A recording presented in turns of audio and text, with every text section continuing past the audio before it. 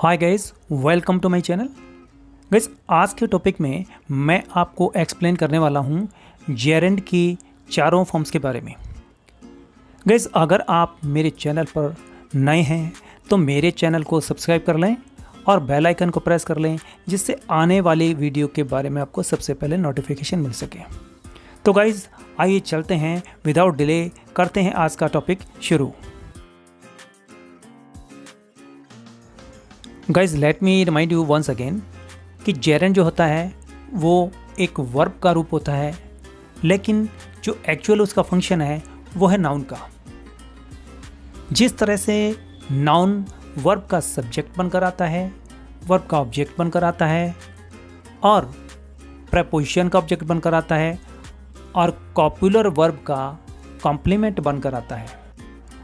यहाँ जेरेंड की first form है फर्स्ट वर्ब प्लस आईएनजी यानी राइटिंग, और ये है प्रेजेंट टेंस के एक्ट वॉइस में।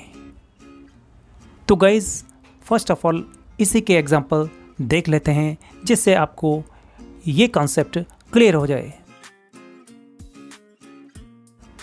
जब सिंपल जेरेंड सेंटेंस में आता है तो हिंदी अनुवाद करते वक्त उस जेरेंड का जो हिंट आता है वो इस प्रकार आता है, जैसे कि गपशप के हमने ये हिंट लिए हैं, जैसे गपशप करना, गपशप कर रहा, गपशप करने के लिए, गपशप करते हुए।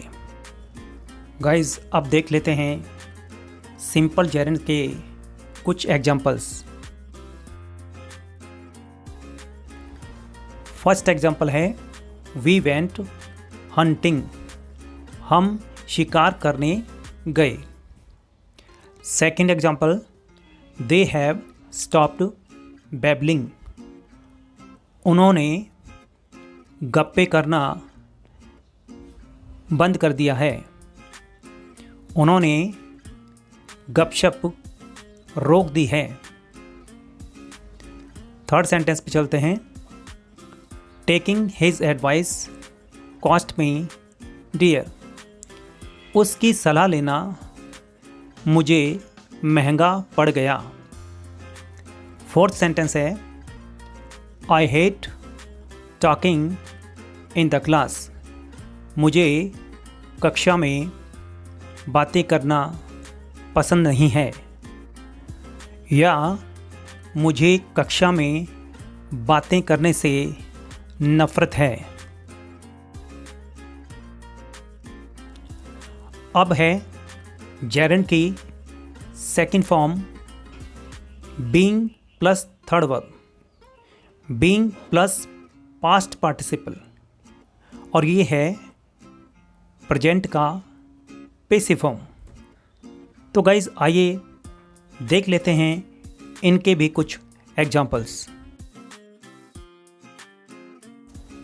जब सेंटेंस में जेरेंड का प्रेजेंट पैसिव फॉर्म आ जाता है तो उनके हिंदी वाक्यों के अंत में इस प्रकार से हिंट आते हैं, जैसे कि हमने आपके सामने ये एग्जांपल्स लिया है। विवाहित होना, निमंत्रित किया जाना, बुलाया जाना, चुना जाना आदि। अब देख लेते हैं कुछ एग्जाम्पल्स जिनमें इसी प्रकार का हिंट है। फर्स्ट एग्जाम्पल है ही डिनाइड बीइंग मैरिड, उसने विवाहित होने से इनकार कर दिया।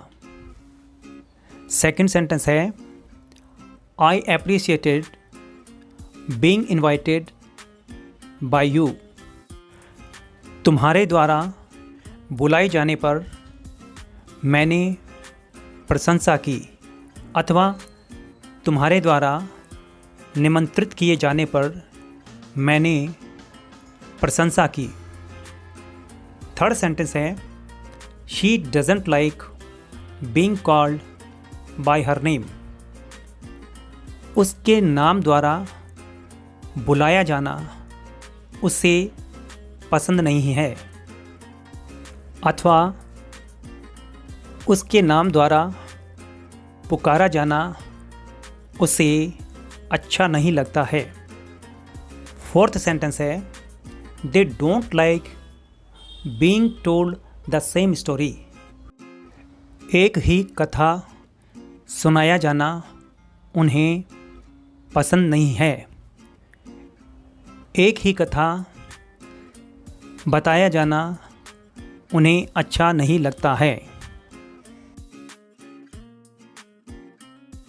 अब है जेरेंड की परफेक्ट फॉर्म जो एक्टिव वॉइस में है, और ये फॉर्म है हैविंग प्लस थर्ड वर्ब या हैविंग प्लस पास्ट पार्टिसिपल।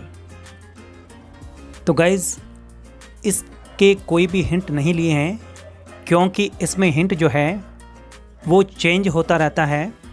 तो आपको हिंदी ट्रांसलेशन जो है वो अटेंटिवली सुननी है। तो आइए देख लेते हैं इसके कुछ एग्जाम्पल्स। फर्स्ट सेंटेंस है, ही swore to having seen him steal it। उसने सौगंध खाई कि उसने उसे यह चुराते हुए देखा है।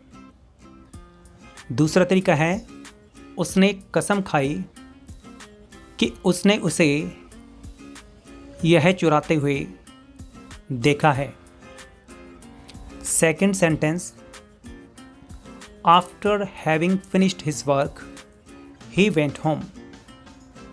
अपना कार्य समाप्त करने के बाद वह घर चला गया। गाइस यहाँ पर प्रेपोजिशन के बाद परफेक्ट जेरेंड आया है, ये आपने नोट करना है। थर्ड सेंटेंस है, we are proud of having won the match. हमें गर्व है कि हम मैच जीत चुके हैं। गाइज एक बात का और नोटिस कर लें, जब सिंपल जेरेंड से काम नहीं चलता है, सेंटेंस समझ में नहीं आता है, तो ही परफेक्ट जेरेंड का प्रयोग करना चाहिए, अदरवाइज नहीं करना चाहिए। अब है जेरेंड की परफेक्ट फॉर्म जो पैसिव वॉइस में है, और इसकी फॉर्मेशन है having plus been plus third verb, having plus been plus past participle. तो आइए गाइस इनके भी कुछ एग्जांपल्स देख लेते हैं। फर्स्ट सेंटेंस है, he was allowed to go after having been interrogated. पूछताछ करने के बाद उसे घर जाने दिया गया। सेकंड सेंटेंस है, he denied having been married. उसने इनकार कर दिया कि उसकी शादी कर दी गई है, अथवा उसने इनकार किया कि वह विवाहित हो चुका है। थर्ड सेंटेंस है, they complaint of having been unjustly accused. उन्होंने शिकायत की कि अन्यायपूर्वक उन्हें दोषी ठहराया गया है।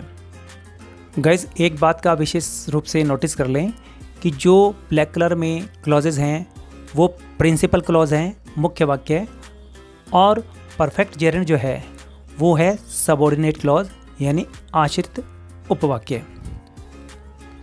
तो परफेक्ट जेरेंड का अर्थ है कि यह काम मुख्य वाक्य से पहले हो चुका है। गाइस आज के लिए इतना ही, नेक्स्ट वीडियो में फिर मिलते हैं। Thanks for watching.